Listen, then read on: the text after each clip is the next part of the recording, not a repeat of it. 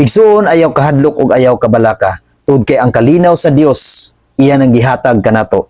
Iyan ang gihatag sa matag usa kanato. Ang kalinaw sa Dios anaa kanunay kanato. Ang Dios nag-uban kanunay kanato. Busa dili kita angay mahadlok igsuon dinhi sa kalibutan. Tungod kay aduna kitay Dios na nag-uban sa kanunay. Aduna kitay Dios na nagprotect kanato sa matag usa sa atong kinabuhi.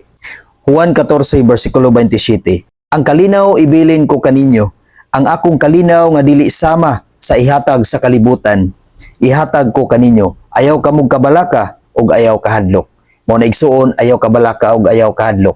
Tungod kay ang kalinaw sa Dios iyan ang gihatag kanato sa kanunay. Busa igsuon atong puy-an ang kalinaw nga iyang gihatag kanato igsuon.